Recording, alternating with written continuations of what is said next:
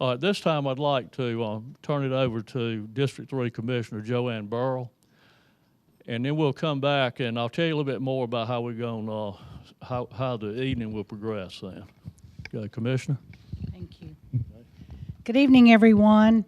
It's so remarkable to see so many folks here that are interested in learning how to do business with Cobb.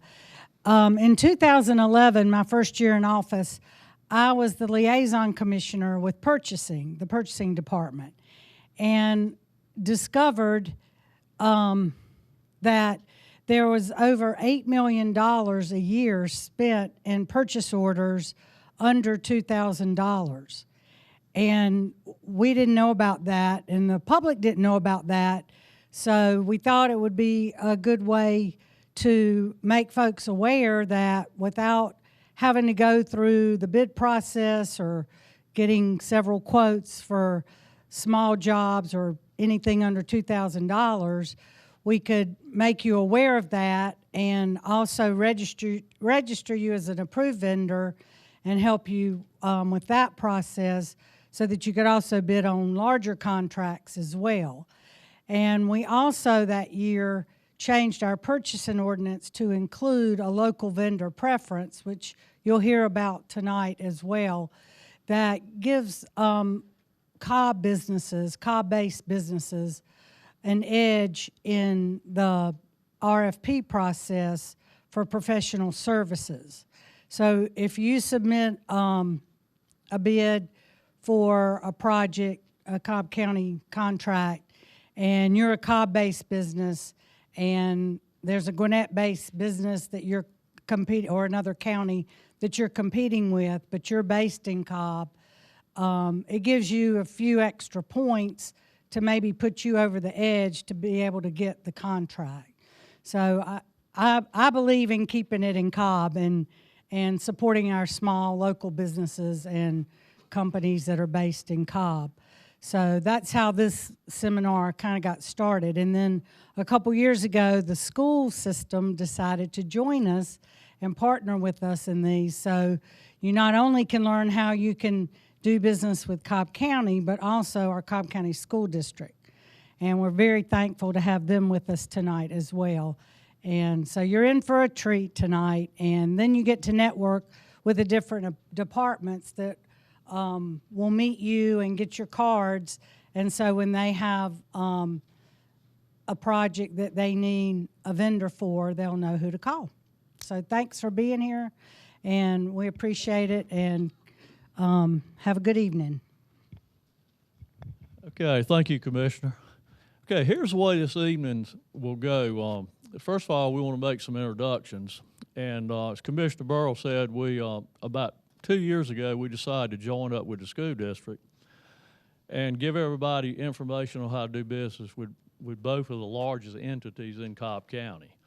So we've teamed up, and again, this gives everybody an opportunity to learn about not only Cobb County's processes, but also the processes and procedures for the school district.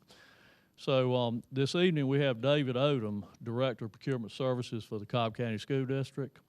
In a few minutes, David will provide another introduction with his staff member here. And then for Cobb County, first of all, I'd like to introduce my boss, Mr. Eddie Cannon, Director of Support Services. Okay, Eddie. And then this evening we'll have Stephanie Bryce, Supervisor of Seal Bids, and she'll be presenting some information. And then we got Bill Thomas, and Bill's Supervisor of General Purchasing. So Bill will also be one of our presenters. And then two people have really done a lot of work, and that's Karen Burt, who is our administrative coordinator. Her and Inger Eberhardt, who is Commissioner Burrell's administrative specialist, have worked hard to organize this event this evening. So let's give them a big hand for all their hard work. Okay, thank y'all, Karen. Okay, let's see, who am I leaving out? Let's see, and I want to introduce Reagan Bramlett. Reagan's our newest buyer. Reagan joined our team in December, and she's been with us about, 4 months now, right? Okay, so we're glad to have Reagan. Okay, so at this time, what we'd like to do is have all the Cobb County Department representatives come up, introduce yourself, and tell a little bit about what you do. And the way we'll work this, for about the first 30 to 40 minutes, the school district and the county will split this up, and we'll give you, again, a basic overview of our purchasing processes. And then after we complete our presentations, we'll go across the hall into the Learning Center, and our department representatives and school district representatives will be there for you to come over and meet them and learn a little bit more about how to do business with those particular departments. So if the department reps would come on up, we'll go ahead and get y'all introduced, and then I'll turn it over to David for the school district. Okay, so if you all can just give a brief overview of some of the materials or services you might be purchasing for your department. And we'll start with you, Keith. Hi, I'm Keith Kellett with the water system. Handle a lot of contracts and so forth, and we purchase a lot of different products, a lot of it in bulk for our treatment plants, all the way down to some general janitorial service products that we use within the system. We have a lot of contracts involving grass cutting to plumbing services, electrical services, pump services, and whatnot. So look forward to meeting y'all later.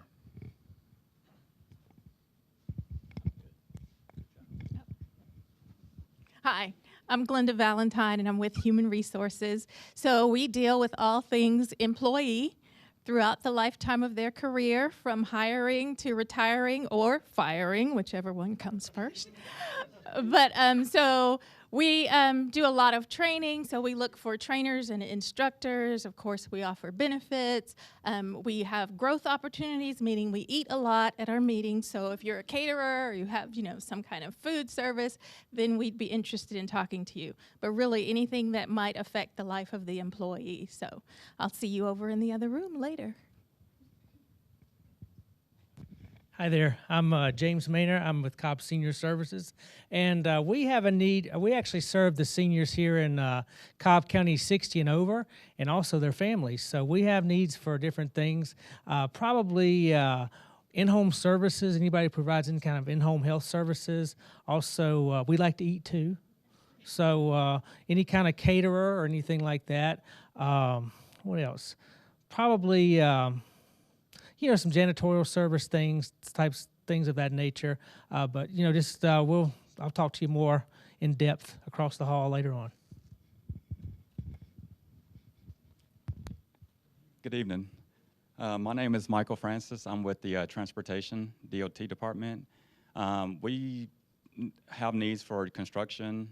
We do a lot of intersection type improvement projects, drainage improvement type projects.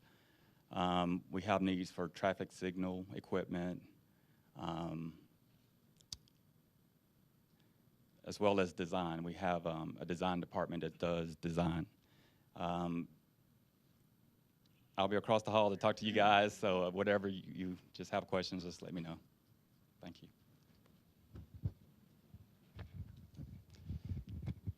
Hello, I'm Gary Towns, and I'm from Fleet Management. And we take care of all the vehicles in the county that's got an engine on it. So we do motorcycles, cars, trucks, equipment, and anything that's gasoline, diesel, propane. It don't matter. We take care of it. So any of that part that y'all selling, I'll be in the room in a few minutes here, and be glad to talk to you about it. Thank you. My name is Alan Cronenberger. I work for Cobb County Property Management and New Construction. We work with architects, engineers, contractors, vendors who sell furniture, air conditioning equipment, light fixtures, anything that goes into a building. And I'll also be across the hall when this is over.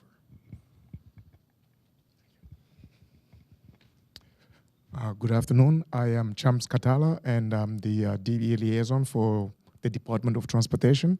So I am the the staff that makes sure that DOT complies with the DBE or disadvantaged business enterprise participation in federally assisted or non-assisted projects. So if you have any questions about certifications as far as DBEs are concerned, or would like to know how DBEs get involved, or what is the next goal as far as the percentage participation, you can come and ask me those questions. I'm Rich Frazier with the police department, and we have a lot of things that are real specialty items that may not apply to you, such as safety equipment, that sort of thing. But we are a very large department with about 700 police officers and civilian employees. So besides the specialty equipment, anything that any other department would need, such as computer equipment, supplies. We sometimes have the catering needs. We've had some interactions with businesses that sell batteries and things like that for our various equipment, and it just kind of goes on and on and on. So come and see us, and we'll talk specifically about your product. Hi, my name's Lee Vaughn. I'm with Property Management. I'm over the renovations division. We actually self-perform most of the work. We buy anything to build a building with construction needs, from drywall to electrical to anything. We also have two other departments. Two of the managers are not here. They do grounds maintenance, custodial, pest control. We kind of do anything to maintain any of the buildings for the county. So if it's not pertaining to me, I can get you in contact with the other two gentlemen that would be. Thank you. I'm Mary David from Parks Department. At Parks, we use construction materials, folding chairs and tables, parts for small lawn equipment, anything that you can think of. In the tennis courts, the tennis nets, the softball, baseball, and I'll be across the hall if you have any other further questions. Thank you. Hey everybody, I'm Sean Reed with Community Development. You know, part of development is sometimes you got to destroy too. So one of the things we're looking for is demolitions people who can help out with nuisance abatement, tear down dilapidated buildings, things of that nature. We also have ordinances of the county for your grass length, and if it gets to a certain length, we come out and cut it for you at your charge. And so we're looking for landscapers to come and take care of that. And we also do lots of sign fabrication for our zoning department. So if you're into signs, come see me and we'll talk. Thank you much. I'm Ed Biggs with Information Services. Pretty much if it's wired or wireless, if you're using the Cobb hotspot tonight, that's IS. We purchase everything from thumb drives to hard drives to compute devices to $1 million electronic storage, data storage systems and servers. We also do a lot of network equipment such as routers, switches, firewalls. So if you provide those kind of services, come by and see me. I'll be over there. Thank you. I'm Tom Shaver with the library system. You guys look far too serious. I want to tell you a little story. You know the story of the tortoise and the hare, right? Slow and steady wins the race. Well, that's not the way it worked. The rabbit and the tortoise were standing together, and the tortoise turned to the hare and said, "First one home wins." And the rabbit said, "Fine." And the tortoise went, "I win." Lighten up. The library system, well, obviously we buy a lot of books, tapes, media, devices and equipment, and electronic that we don't even have in our hand that you can get.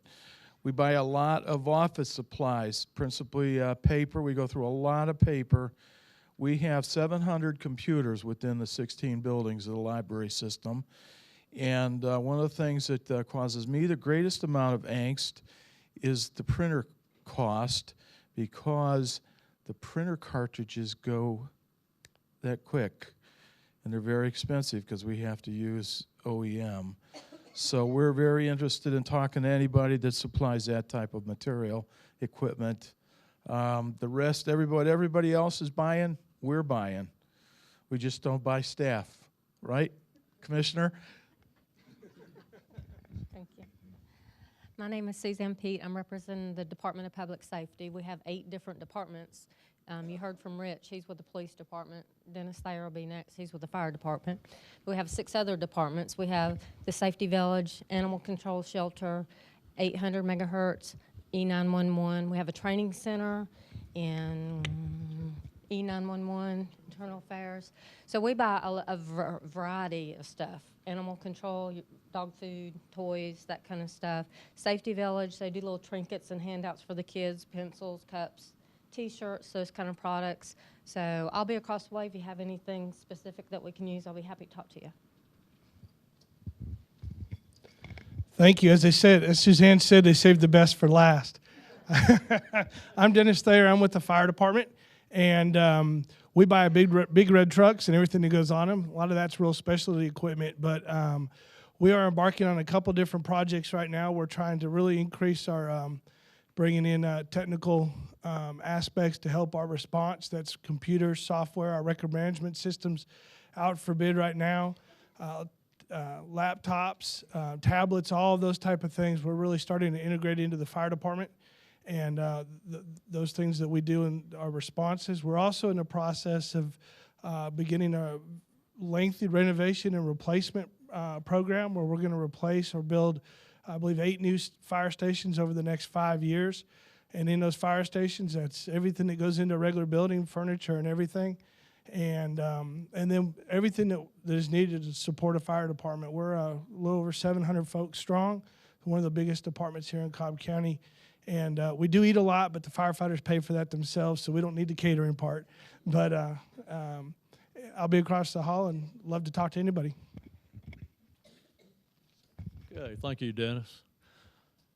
As you all heard from our department reps, we buy everything here from paper clips to construction, and hundreds and hundreds of products and services in between.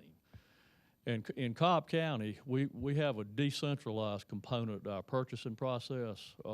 We do a lot of centralized purchasing, but there are some business opportunities at the department level. And Bill's going to talk to you and give you some information on how to access those opportunities. But please take a few minutes and go across the hall, meet those representatives that might have needs for services or products that you can provide, and go ahead and make some contacts. So at this time, I'd like to turn this over to David Odom from the school district. And David's going to give you a brief overview of the school district processes. We'll come back and do the same thing for the county, and then we'll go across the hall and meet some folks there. Okay, Dave.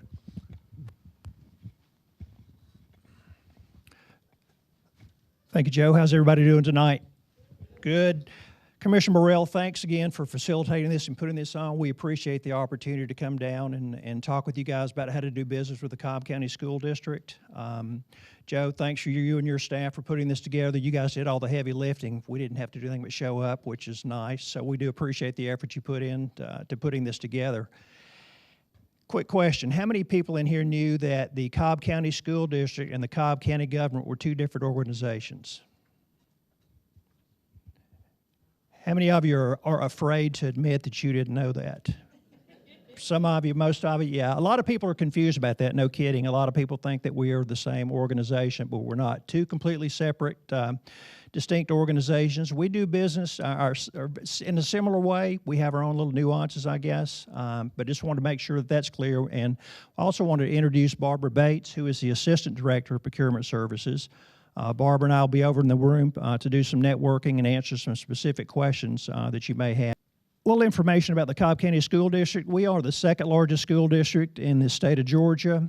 We're the 24th largest school district in the United States. This began this year with a little over 113,000 students at 114 different schools throughout the county. Largest employer with Cobb County with 13,723. Majority of those probably are teachers or more on the instructional side. But as you can see, we're a large organization, and it's not only the 114 schools, but there are a number of administrative facilities, offices, fleet transportation maintenance, so many, many more buildings than just the 114. Our spend for fiscal year 2016, we spent almost $89 million on POs. That's buying goods and services for use by the schools and the central office departments. $80 million on construction and service contracts, and almost $15 million in P-card transactions. Our district allows us to use P-cards, which is basically a Visa credit card, to make small dollar purchases. Every school has probably more than one P-card. Most central or all central office departments also have one, that they have the flexibility, the ability to use those P-cards again to make those small dollar purchases. But we are, as Joe, we're similar to Joe in that in the Cobb County government, that we are somewhat centralized and somewhat decentralized. Schools have the authority to spend up to $10,000. Schools and other central office departments have the authority to spend up to $10,000 on goods or services that are not under contract. But our goal in procurement services, or one of the things that we do, is we establish contracts for use throughout the district. We probably have 180, 200 different contracts. Some of those contracts are specifically for schools, some are for district-wide use, and some are for specific departments. In 2016, you're going to hear a couple of terms tonight. I'm not sure if you're familiar with them. We do what we call requests for proposals, which is a form of a formal solicitation. We did 65 of those in 2016. We did 97 invitation for bids and 62 requests for quotes. And I'll go in a little more detail about the difference in those three types of solicitations in just a moment. Again, how can we purchase goods and services? We can use the P-card to make the small dollar purchases. We also issue purchase orders, which is electronically generated by our ERP system. PO's entered at a school or central office department. It goes through an approval process flow. Once it's approved, has my name on it, which keeps me up some nights knowing that, but that's what it is. And those POs are delivered electronically to the vendor via email. We also use performance contracts, which are typically used for the performance of services, and the majority of those are used by the schools for academic prerogative type initiatives, performances, field trips, things like that.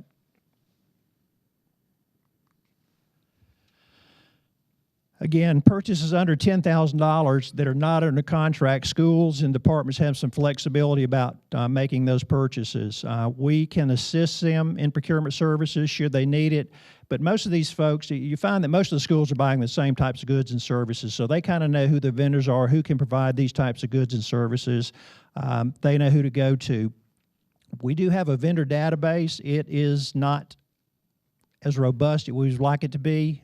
We can try to identify certain vendors when a school has a need to buy goods or services and send them those vendors. But it's again, it's not as robust as we'd like for it to be. Purchases over $10,000 have to go, and not under an existing contract, have to go through Procurement Services Department, and we handle those through one of those three methods, a request for proposal, an invitation for bid, or a request for quote. We use requests for quotes for purchases between $10 and $49,999.99. That's going to be advertised on our website. There's no public opening for that, and it's awarded to the lowest price, responsive, and responsible bidder. These can be anything from any types of goods or services that a school or central office department may need, but that dollar threshold is what dictates the type of solicitation that it's going to be. But again, these are run through procurement services. We're responsible for managing that entire process. We'll work with the school or the central office department, identify what they need, develop the specifications, any of the requirements, and then we will actually release and post the or the RFQ, gather the responses, tabulate those, and then report those back to the school or central office department with the final results.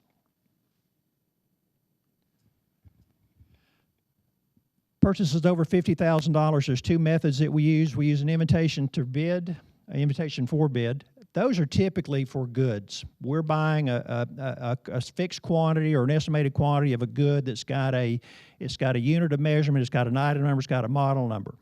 Okay, typically the 99% of those are going to be for goods, off-the-shelf type goods. Those are also advertised on our website, and those are typically out for 2 weeks, which means if we release it today, vendors have 2 weeks to respond to that bid opportunity. There may be occasionally one that's a little more complex that we might keep out longer than 2 weeks, but that is a standard. We also have a public bid opening, and all this information is contained in the solicitation document. We'll have a formal bid opening where vendors can come to our offices in Kennesaw, 6975 Cobb International Boulevard, and we will actually open up the vendor responses and read off the prices. Okay, if nobody shows up, we don't do that. But if a vendor does show up, we will have a public bid opening. And when we have the public bid opening, the only thing we're going to do is to give you the pricing. You know, it's not a question and answer period because we don't know really anything more about it than you guys do because we're just opening and seeing it for the first time. But there is a public bid opening for that. And those are awarded to the lowest price, responsive, and responsible bidder.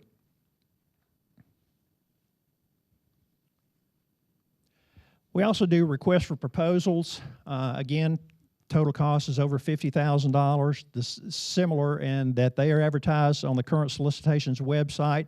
Some of these can be a little more complex in an invitation for bid, so it's possible that these would be out longer than 2 weeks, but that's the norm. There is no public opening for an RFP. So if you see a request for proposal, you want to respond to it, it will not be opened publicly. Okay, that information is kept confidential until the final results have been approved by our board, if that's applicable, and we're ready to award it. So again, those results are not shared during the evaluation process. An RFP is a little different in that it has different criteria that we'll use to evaluate the vendor's response. Pricing is a component of it, and we have 100, let's say we got 100 percentage points. Pricing may be 20, 30, 40% of that. But there are going to be other factors that will be included in that. It may be your references, your qualifications, your capacity, your experience, your proposed methodology. It could be a number of things, and those are very clearly spelled out in the solicitation, in the RFP itself. But you can see what you're going to be evaluated on, and you can also see how many points, so you know what's going to be most important to you. So you may want to pay particular attention for something that's going to get 40 points, maybe spend more time on that than something that may only get 5 points.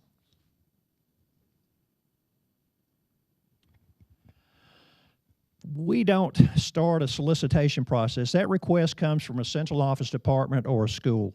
Now, we see a lot of you guys tonight will have some new products and services that we're probably not familiar with. And what we're going to do with this information that we gather tonight is that we're going to turn this over to a department or a school that may have a use for this. It's not really up for us to determine if a school or central office department needs this new product or service. That's something that group will have to make the decision on. If they look at it, say, yes, this is something we have an interest in and would like to pursue it, then we would possibly meet with them, and then it could possibly turn into a solicitation.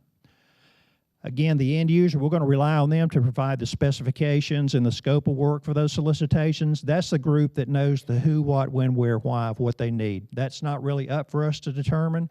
We in procurement, we just guide the process, basically. Again, and it's not released until the end user looks at it and said, yep, this is okay, this sounds good, this is what I want to go with, so we'll post it on our website. We are also responsible for doing construction solicitations. Are any of you in any way, shape, or form involved in construction? A couple of you? Okay, I didn't know how much time to spend on this, but just a couple of points about construction. That's handled, we do the solicitations, but the SPLOST department manages the contracts once they're awarded.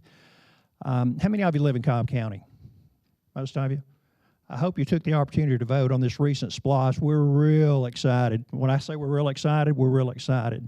Did I say we're excited about that passed? Yeah, we are, because that's really the way that we can update our facilities, that we can make upgrades to furniture, to infrastructure, to make renovations. So this is we're dependent on this SPLOST revenue. The SPLOST 4 that expires on December 31st of 18, and SPLOST 5, which is what just passed, will start on January 1st of 2019. I want to encourage you guys, I want you to go to a Braves game. We're excited about the Braves being in Cobb County. I don't care if you're a Braves fan or not, I want you to go and spend some money, okay? Go take your family, spend some money, spend the day there, take them out to eat, buy them a hat and a tomahawk and a hot dog, okay? Because that's a direct impact. I'm being serious, but I'm not. But that, I mean, some of that money is going to come back to the Cobb County School District, and that's what enables us to maintain our facilities. So I can't tell you how important it is to us. So we're excited about that. SPLOST projects could be a wide variety of things, including new and replacement facilities. It could be additions, modifications to existing facilities, maintenance renovations and upgrades, upgrade the plumbing, upgrade the electrical, new HVAC. We just recently did 6 bids for new roofs for schools, athletic facility improvements. Could be a number of things. In order to participate in a construction solicitation, you have to pre-qualify. There's a pre-qualification process that you have to go through. It's very simple. There's some form that you have to complete and submit. We send those down to our SPLOST department.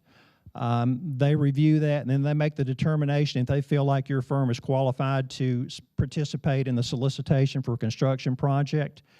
One of the things they look at is that you have to have completed a project within 30% of the price of the project that you're interested in bidding on. In other words, if we've got a $10 million project, you must have completed a project for $7 million, because what they're looking for is someone that has the capacity to bid on larger projects. So that's something they look very closely at. These qualifications are good for 1 year and they have to be renewed annually. Vendor registration process, we are, unlike Cobb County government, we do it the old-fashioned way where you got to write it down on a piece of paper and fax it or email it to us. The information is posted again on our website. There's a vendor registration form, 2 or 3, 4 or 5 pages, whatever it is, and you can take those and you can email those to Deborah Reed. Her email address is shown here. You can fax it or you can mail it to us. But I do want to tell you this, is you do not have to be a registered vendor in order to participate in a solicitation. You go to the website tomorrow and you see a bid or an RFP that you're interested in participating in, you don't have to be a registered vendor.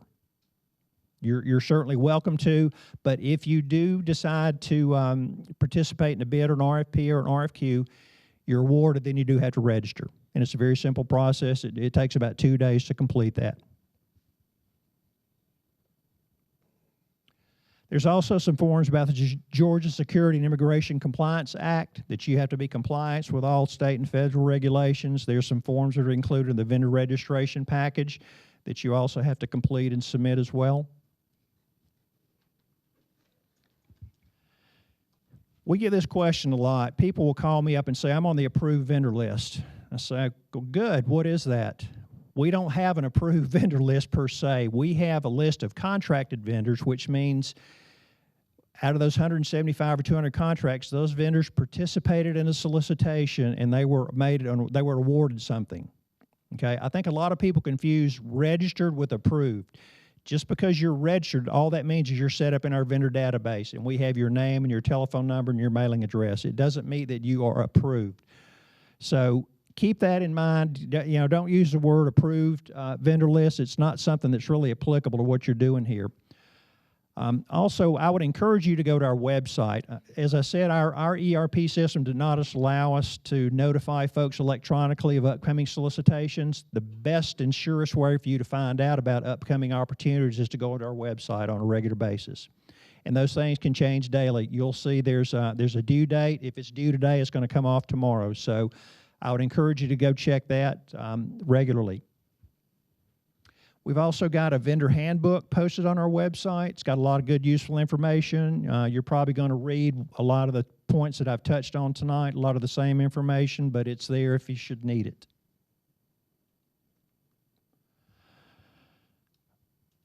Procurement Services website, www.cobbk12.org. And up at the top, you click on Departments, Procurement Services, and this is some of the information that you'll find on our website. There's more, but these are just some I wanted to highlight. The current solicitations, in other words, those are the bids and the RFPs and the RFQs that are posted, and you still have an opportunity to bid on those.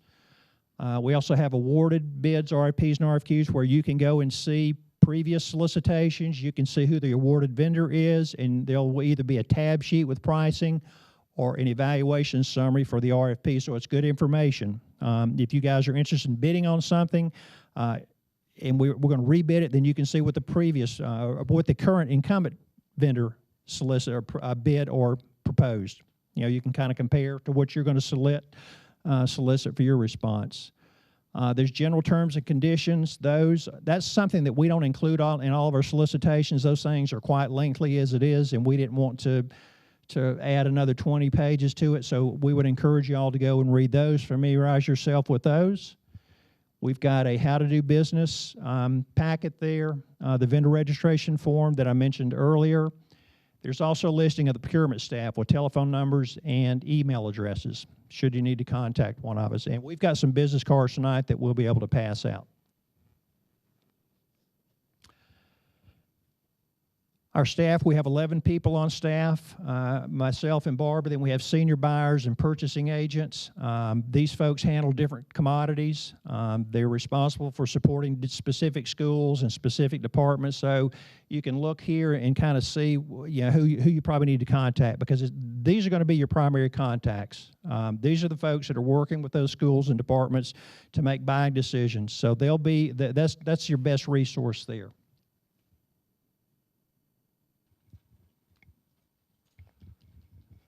Okay, thank you, David. Appreciate it. Okay, well, Cobb County government. In our department, we have two small divisions. We have a general purchasing division. We have our sealed bids division. And so what I'm going to do is turn this over to Bill Thomas. Bill is, again, is supervisor of general purchasing. He's going to tell you a little bit about the processes for accessing opportunities on purchases under $50,000. And we do quite a bit of purchasing under 50. So Bill, you want to come up and give them some information on those processes?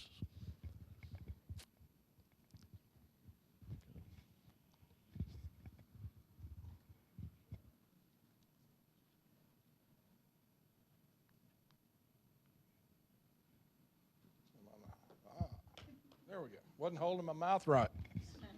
Good evening. I'm Bill Thomas. Again, General Purchasing Supervisor. I've been with the county going on 27 years.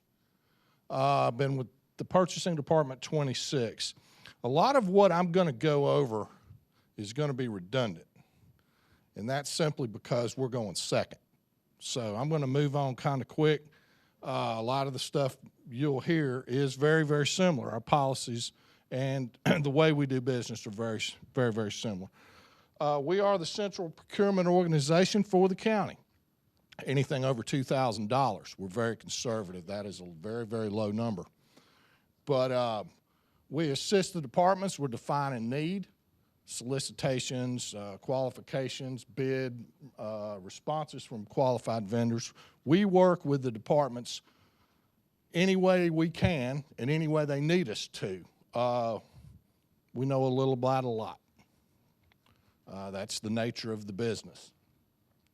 Terms and conditions, specifications, we also will be glad to help establish specifications, but mostly on specifications, we review all of them to make sure the correct information that we need to have to get you what you need is there in the spec.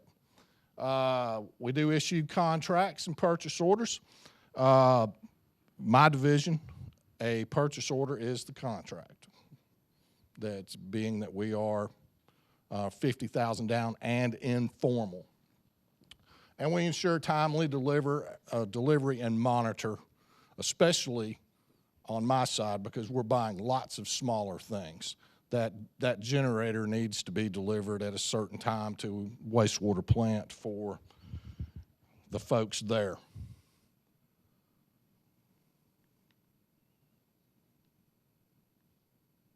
Qualified vendor registration. Okay, it's sort of like Mr. Odom said.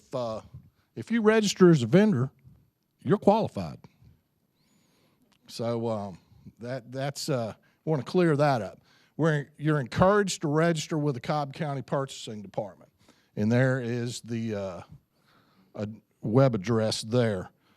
We have a system. It's vendor self-service, VSS, so you can access that and register. We can help you do that if you hit a snag.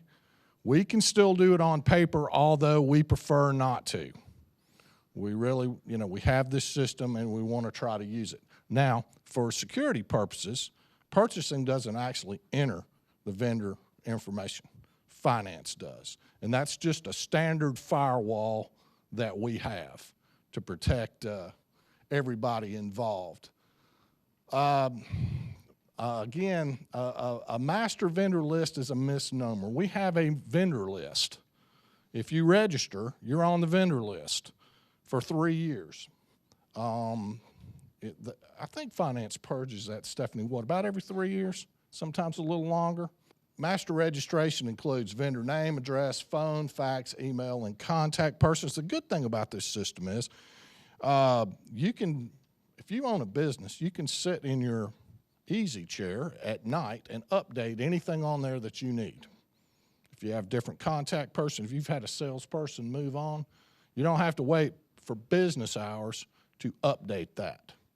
So that's one of the advantages of vendor self-service.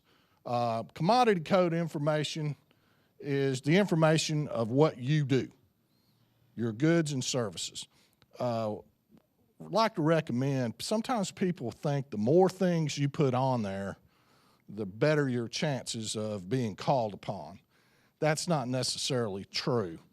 We've had folks, and it's a lot better than it was a long time ago, but hit your wheelhouse, folks. What you do, and that will be sufficient.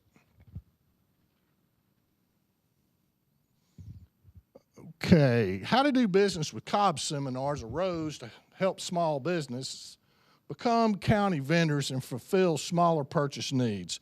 As the commissioner said, this was truly an initiative of hers, and we are proud to have helped with this initiative since its inception. It's a good thing.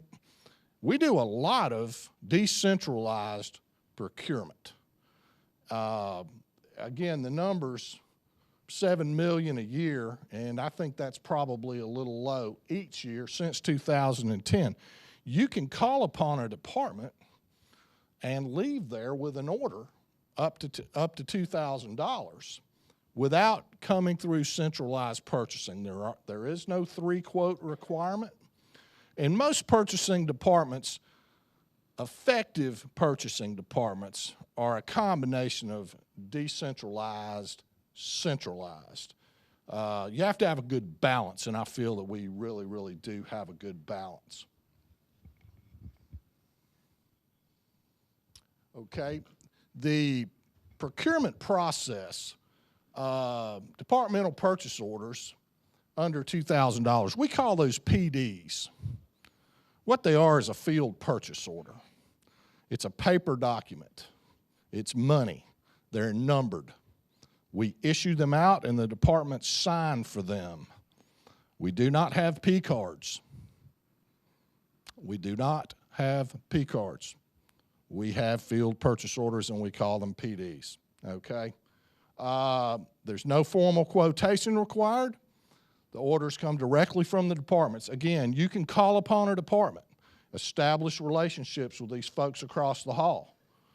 Go in there, they're gonna have a certain amount of PDs, and you can come away with an order right there. And this is truly a great way to get your foot in the door and make us aware of your goods and services.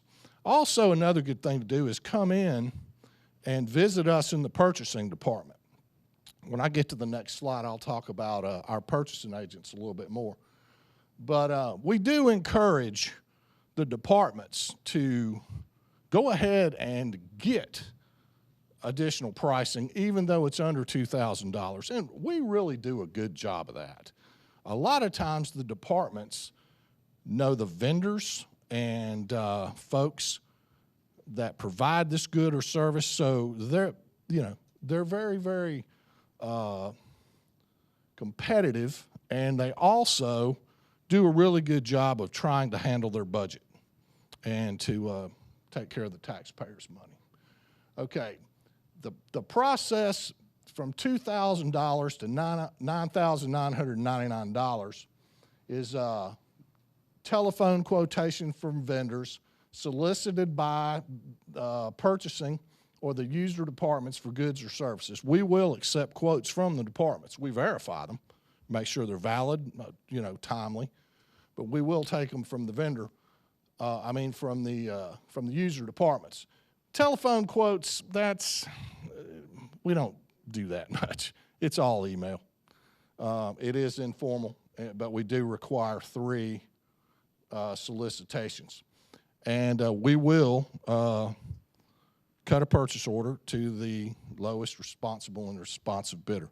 This is all ITB. It is all low price, being that they're responsive and responsible, and they don't have any crazy lead time or something like that. It's very, very consistent. $10,000 to $49,999 is written quotations, fax, email, hand delivery. Again, this is an informal process, but it's written. An email, same thing. We handle it the same way. Now, I have purchasing agents that work for me, and they are assigned work by me by commodity.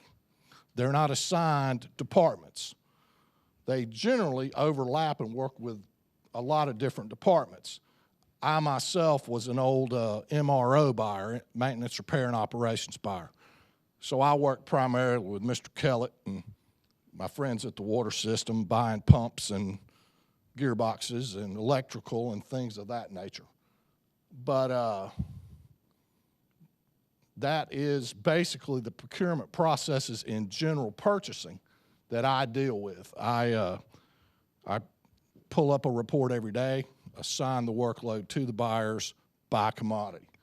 And timeliness for vendor response is critical. We sometimes we'll get 4 or 5 or 6 solicitation responses because there's a lot of good quality folks out there for that commodity to get pricing from. So we're not going to just hit 3 and move on all the time. But anyway, at that point, it goes to the formal process, which Miss Stephanie Bryce would be glad to talk to you about. And thank you for your attention and time. Thanks for coming. Thank you.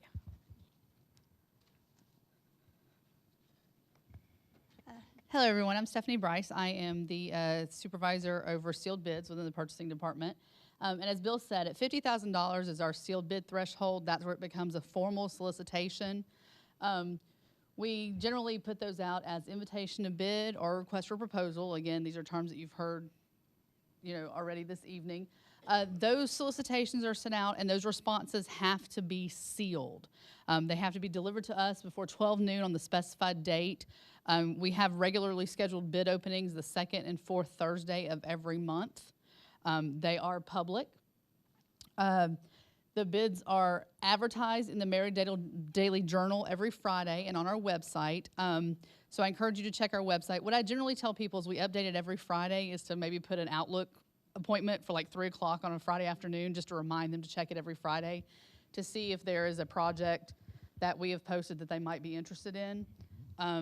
We try to notify vendors as much as we can, but also like the school district, we don't have a system that notifies everyone. So we encourage everybody to be diligent and check the website and see if there's something that they might be interested in bidding on.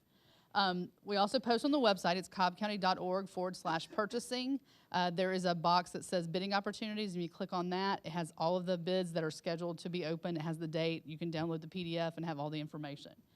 The formal bid openings are at 2 o'clock on the same day that the bids are due. They're due at noon, and we open them at 2. We open them in the purchasing department. You're welcome to come sit with us and watch it live. You can watch it on Cobb TV, which is the county's TV channel, or you can watch it streaming on the website.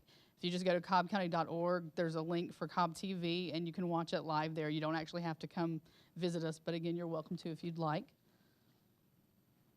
In addition to those bids that are $50,000 and greater, we also, on the sealed bid side, handle what are called master agreements, annual contracts. I believe everyone picked up that listing that looks like a spreadsheet with all those different contracts on it. That's what we're talking about with that.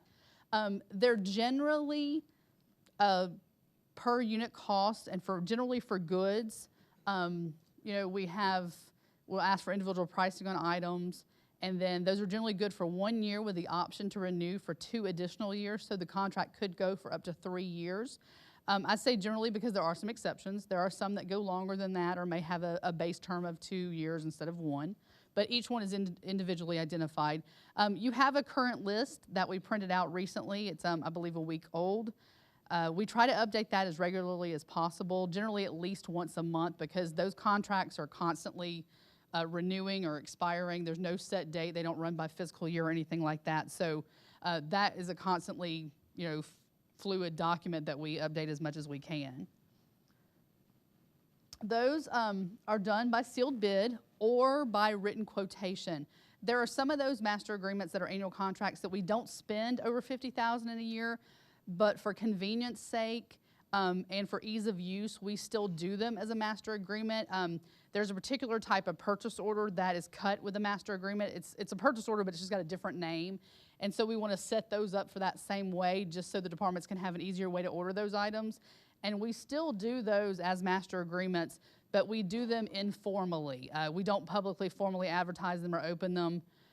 So it's good to contact us to let us know what type of goods or services you sell. So if we have something like that that's under $50,000 and we're just going to do a request for quotation, we can still send it to you and you have a chance to bid on it.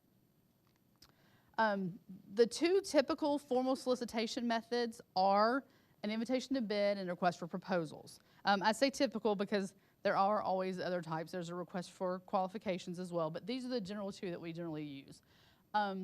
As Bill said, on the general purchasing side, they use an ITB when they do their quotes as well. The ITB is, again, unless there's extenuating circumstances with delivery, that type of thing, the award is made to the lowest bid that's responsive and responsible. So we are looking at price at that point. But with a request for proposal, there's additional factors, as David said with theirs, there's additional factors to be evaluated besides cost. Cost may be a factor, but it's not the only factor. Okay, that was a pretty brief, big, wide overview of sealed bids. Stephanie Bally with the Finance Department couldn't be here tonight, so I'm going to fill in and talk about getting paid, because that's really what everybody wants to do, right, is get paid. You want to work for us, but you really want to know how you're going to get your money, when you're going to get it, and all that type of things, and I understand that. So we'll do a brief overview. If you have any further questions about how you get paid and invoicing that I don't cover, I'll try to answer any questions I can, but if not, I definitely say talk to accounts payable in the finance department, because they really know their business, because that's what they deal with on a regular basis. All goods and services must be invoiced. And finance wants all of their invoices to be submitted electronically. They actually have set up a dedicated email address, which is accounts.payable@cobbcounty.org, and they want all invoices to go to them. That way they can get them processed for payment faster and get everything handed in, again, get you your money. Invoices should contain all of your pertinent information, your mailing address, tax ID number, all that information that can identify you, and it should also include the purchase order number, whether that's the delivery order, which is from a master agreement, or the PD, the field purchase order that Bill was talking about. Whatever purchase order number you have, that should be on the invoice that you send to finance. The sooner they can match that up, the sooner they can get you paid.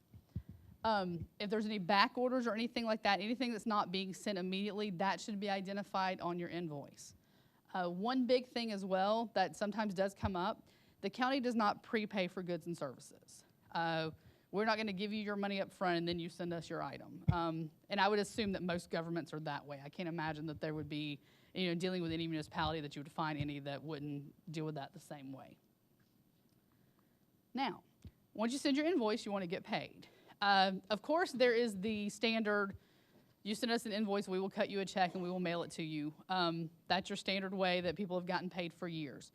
We do have a couple of other options that will get you paid quicker. There is the EFT, which is the electronic funds transfer. It's similar to a direct deposit. I'm sure lots of people are familiar with that. The county, I use quotes, cuts checks on Thursdays. So when that's done, your EFT, I think usually they're there by Monday. Most times that would show up in your bank. However, we also have another program that's called EPY. It's electronic payment, it's e-payables. It's basically like a ghost credit card that you're issued a credit card number, but you don't actually have like a physical card. And if we cut checks at 10 o'clock on a Thursday morning, generally you have your money that you can get to within an hour. You actually can go in and basically it's like drawing your money down from that credit card and have it that quickly, same day, like I said, within an hour or so. There is a fee that is associated with that. I'm not sure what that is, but that's from the bank. So that's a discussion to have, obviously, with the bank. There are forms that have to be filled out for finance for you to sign up for EFT or for e-payables for the EPY. They have those. If you're interested at any point, even if you're already a registered vendor, but you decide, hey, I'd like to switch to that, at any point you can fill out those forms and give them to them, and they'll get you set up in the program. But like I said, if you have some questions about that, I will answer to the best of my abilities, but if not, I'll refer you to finance. That is all I have. So I am going to turn it back over to Joe to go over a few other things. Okay, thank you, Stephanie. Yeah.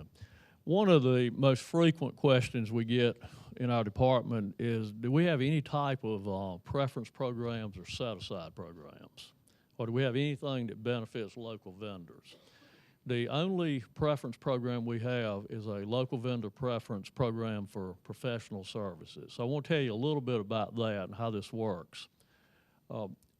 With professional services, these are very specialized services such as architectural, engineering, IT consulting, and so forth. So it's limited only to those types of services. And again, normally we either utilize a request for proposal to procure those, or we use a request for qualifications. Now here's the way this works. If you, let's see, let me get the evaluation form. Okay, if you'll turn over in the back of your agenda to the sample evaluation form that Stephanie referred to, and if you'll go down to number 4, availability and local vendor presence. Okay, this is the way this works. And if you take a look at that, you can see we can assign anywhere from 5 to 10 points for that factor. So let's assume that a department decides that that factor is fairly important and they assign the entire 10 points, okay? Okay, then if we have a contract with an estimated value between $50,000 and $100,000, then if you are a qualified Cobb County vendor, you can get up to 5 qualitative evaluation points. In other words, these are 5 bonus points. Okay, this is the way this works. This gets a little bit confusing sometimes. So let's say we assign 10 points. Okay, if a vendor is not located in Cobb County, the most they can get is 5. And then a qualified in-Cobb vendor could get the additional 5 points, so they could get up to 10 points, okay? So again, you'll get a bonus of 5 points on your evaluation. Okay, if that contract is anticipated to exceed $100,000, you can get up to a bonus of 3 points, okay? Okay, so that's, we're limited to that as far as any kind of local preference. We don't have any other local preference or any other set-aside programs, okay? Okay, now what are the requirements to be a qualified Cobb County vendor? Okay, there's 3 main requirements. First of all, your office has to be located within the geographical boundaries of Cobb County or within a Cobb County municipality. Okay, the second requirement is you must possess a current Cobb County occupational tax certificate or an equivalent certificate from a Cobb County municipality. And the third requirement is that you cannot have any outstanding taxes, fees, or fines within Cobb County. Okay, so if you meet those 3 requirements, then you qualify as a local, or you're qualified for being able to receive local vendor presence, okay? So again, you get 3 points. If it exceeds $100,000, you could get up to 5 points if it exceeds $50,000 or between $50,000 and $100,000, okay? Okay, that's the LVP program. So if you provide any services like architectural, engineering, consulting services, and you're located within Cobb County, then you're eligible to be considered for local vendor presence, okay? in December of 2011, our procurement policy was amended to allow for local vendor presence. So we've had this policy now for about 6 years. Okay, and let's take a look at what we've done on local vendor presence. Okay, for fiscal year 2017, this began on October 1st of 16, and this runs through the end of March of 17. So this is about the first 6 months.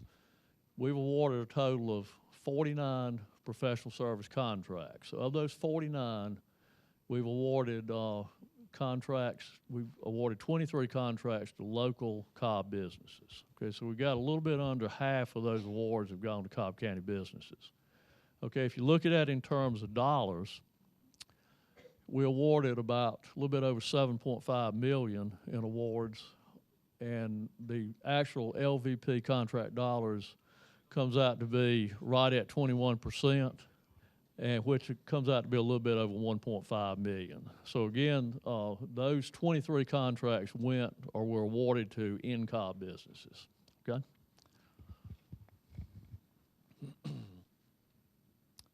I was going to mention, going back to what David and Stephanie both talked to you a little bit about, the two main procurement methods, the invitation to bid, RFP. I tell people a lot of times, we get a lot of questions sometimes about exactly how do we structure these RFPs, or how do we decide which factors we're using, or how do we decide on which points to assign. And I tell people, we formalize a system that you use a lot on your own personal purchases, and you don't even know you're doing an RFP. So, for example, if you hire somebody to put a new roof on your house, then are you just going to pick 3 roofers and go with the very lowest price? Okay, so there would be some factors we want to look at before we actually contract with that roofer, right? Somebody tell me one factor you'd want to look at. Okay, yeah, how long they've been in business. So what's their business background? How long they've been in business? What size is the firm? Are they just a one-person operation, or do they have the capability to actually come in and do that job? Okay, what's another factor we may want to look at? Okay, references from past suppliers or past customers. So we want to go out and check references again and make sure they have a good track record, right? Okay, and what about insurance? Okay, we certainly want to make sure they have proper liability insurance coverage. Okay, okay, we do the same thing with an RFP. We just make it a more formalized process. Okay, and we put it in writing. But you do the same thing on a lot of your purchases that we do on our formal system. Okay. Okay, let's talk just a minute about E-Verify. This was a pretty hot issue about 3 years ago, or really about. I came to Cobb a little bit over 4 years ago, and when I got here, we talked a lot about E-Verify, and there was a lot of media coverage on E-Verify. So now I think most vendors are familiar with the requirements, but just a quick reminder, if you are in a business where you do the performance or physical performance of services, then you must be registered through the E-Verify program. So when you receive a sealed bid from Stephanie, then you'll have a form or an affidavit that you'll need to fill out, and you'll need to list your E-Verify number. Your company name will have to be signed by a company representative, and then it'll have to be, what's the other requirement? That's got to be notarized, okay? So when you receive one of our sealed bid invitations, be sure that if it requires you to fill out the E-Verify form, that you submit that. If you do not submit that, then you're probably going to be determined to be non-responsive, okay? Okay, so what is the physical performance of services? Okay, this will be a contract with a public entity that exceeds $2,499.99. So in order for us to contract with someone, even if it involves cutting some trees, if that contract exceeds $2,500, then you must be able to submit your E-Verify number, okay? Okay, now tips for successful vendors. And we've already talked a little bit about this, but just as a recap or a reminder, the two main ways to access our bidding opportunities, again, is first of all, every Friday we advertise in the MDJ or Marietta Daily Journal our bidding opportunities. Okay, at the same time on Friday, those opportunities are also posted on our purchasing website. So you have two ways to access those opportunities. And then you can download those solicitations. And then, as Stephanie mentioned, then we have a sealed bid process, and they're required to be submitted by noon on the day of the bid opening. Right? Okay, maintain contacts with buyers. Bill talked about that, about the importance of maintaining contact with buyers. We've got a half sheet here that's entitled Cobb County Purchase Department. If you look on the back of this sheet, you'll see a list of buyers and you'll see the commodities or services that they take care of. Okay, so we highly encourage everybody to come by and visit, give us a call. We're a large Atlanta metro county, but we take a real small town approach to the way we meet vendors, and we encourage vendors to stop by. We encourage appointments more for your convenience than ours, because a lot of us, we're really busy and we're in and out of the office a lot. So we want to make sure that when you show up that we have time allotted and set aside to give you plenty of time to present your products or services, okay? So again, we encourage people to come by and visit, come by and meet the buyers, and then we'll talk to you about ways to improve those business opportunities. Okay, Bill mentioned the vendor commodity registration. Review it frequently and make sure it's up to date. And then we have, Stephanie had mentioned the master agreements, and we have about 121 or so master agreements, right? Okay, now those master agreements, those 121, represent a wide variety of different products and services. And that ranges anywhere from office supplies. In parks, we got a master agreement for fencing. DOT, we have master agreements for road products like asphalt and gravel. And we have electrical services right on down the line. We even have a contract in Cobb County for burials and cremations, okay? And that's a fairly large contract. It's about $500,000 a year. And those are competed. So again, if you sell, look at the list, the master agreement list that Stephanie had, and check and see those services or products that you may be able to submit bids on, and then be sure you respond to those, okay? Okay, so we have what we call an intergovernmental cooperative purchasing program. So what this means is that on those 121 master agreements, when we solicit bids, one of the stipulations in that solicitation is that the vendor who wins the contract must be willing to extend the same prices and terms to any other Cobb County public entities.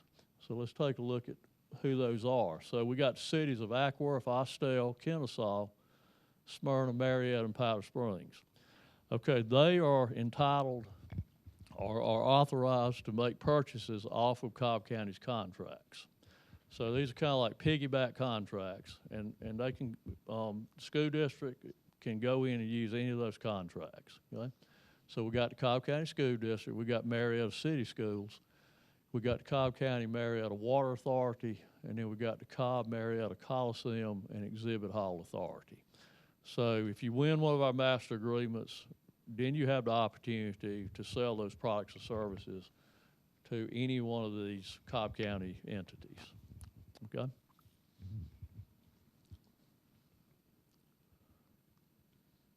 Okay, so that covers the Cobb County portion.